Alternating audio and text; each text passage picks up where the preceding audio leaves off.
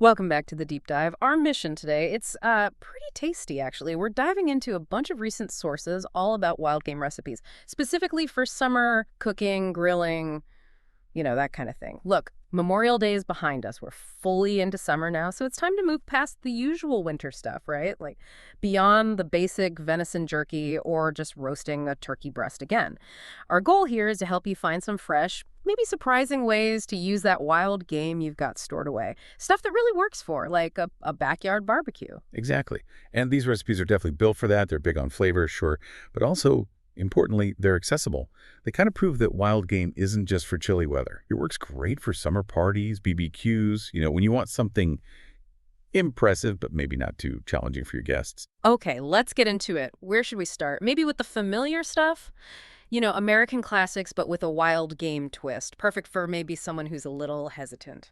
All right, first one that caught my eye. Beer can pheasant. It's borrowing that whole beer can chicken idea, which everyone loves on the grill, but adapted for pheasant. Now, pheasant, it can get dry real fast. I'm a bit nervous about that. What did the sources say? Any, specific tweaks needed? Yeah, that's the challenge, isn't it? Pheasant just doesn't have the fat that chicken does. So you're using the steam from the beer, sure, but you need more help. Yeah. The sources really agreed on two main things. First, a simple brine. Just salt water overnight, not a marinade, a brine, to get moisture right into the meat itself.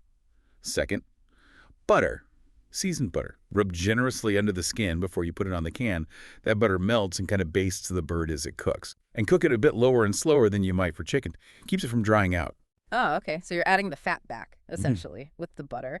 And tackling the moisture problem up front with the brine. Makes sense. Okay, moving on. Let's talk ground meat. This one sounds like fun. Sloppy does. Like Sloppy Joe's, but with ground venison. Oh, yeah. This is probably the perfect recipe for someone new to wild game, or even a picky eater. Let's be honest, Sloppy Joe's. They kind of rely on a lot of sauce and other flavors anyway. The venison just blends right in. What makes this work, according to the source, is using lots of finely chopped veggies.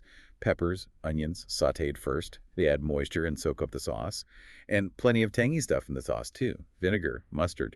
That acidity really balances any hint of gaminess. It's familiar, comforting, great way to use up ground venison. Totally. It's a flavor bomb, basically. And the texture of a Sloppy Joe kind of hides any difference between venison and beef anyway. Smart. All right, what if you've got something a bit maybe fancier, like elk? We saw these Jalapeno Elk Meatball Sandwiches. Sounds amazing. The source did say venison works too, but elk was preferred. Yeah, this one steps it up a notch. The key here is fat. Elk is so lean. If you just make meatballs out of straight elk, they can get dry, crumbly. So the source insists on adding bacon, or maybe a high-fat pork sausage.